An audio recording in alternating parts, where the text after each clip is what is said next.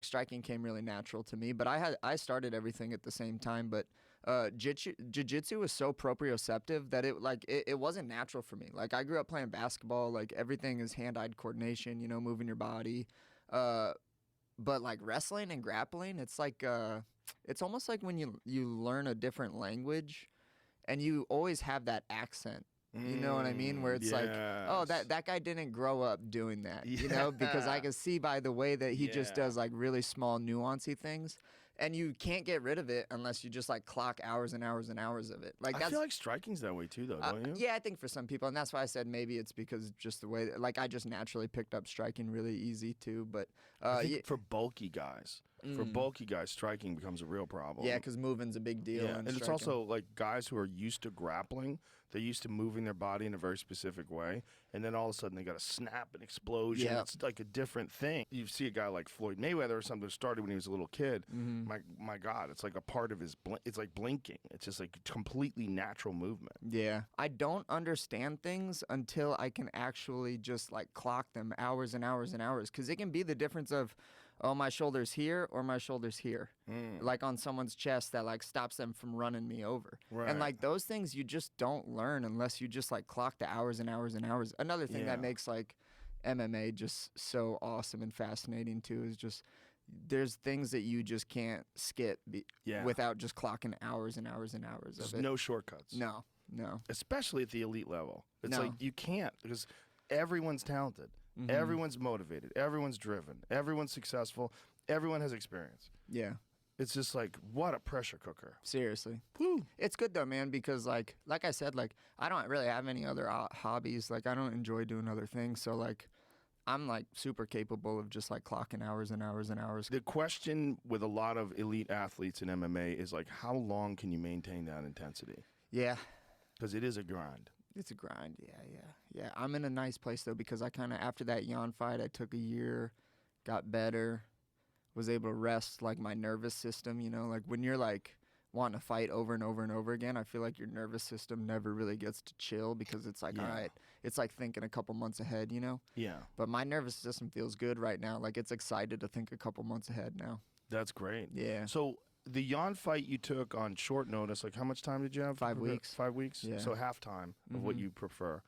And what did you get out of that fight? I was super happy with the way that I did those 5 weeks. I was really happy about that.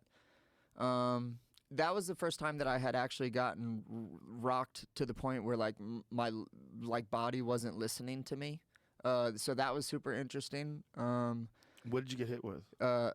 Like a spinning back fist left hook.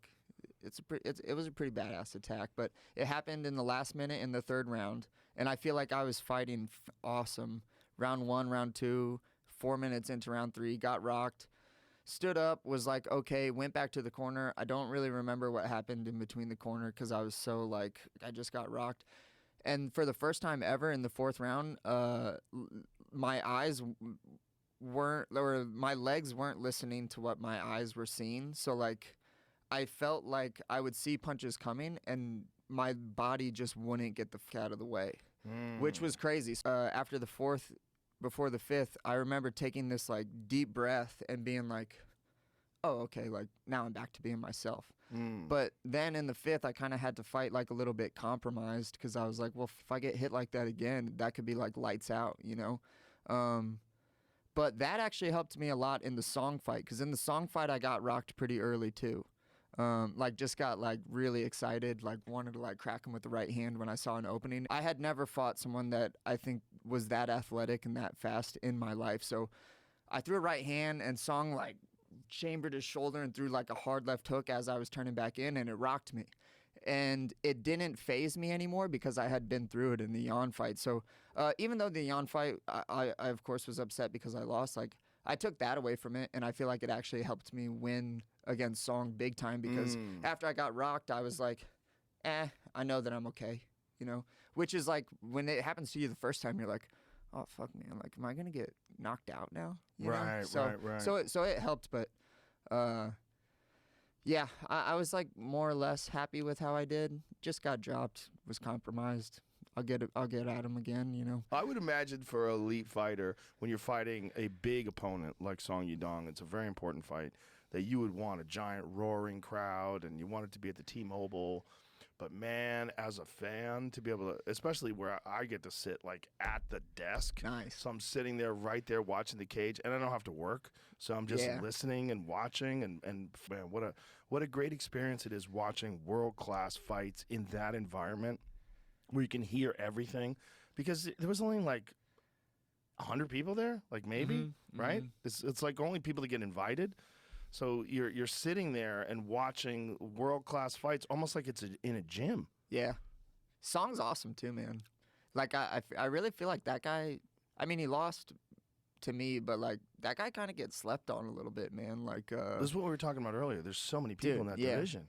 I'm actually really curious to see how him and Ricky Simone, how that fight goes. Yeah, that's going to be a matchup. killer fight. That's a great matchup. That's going to be a killer fight. Very exciting fight. Yeah. I'm really excited about Aljamain and Henry. Yeah, that's super exciting too. I know.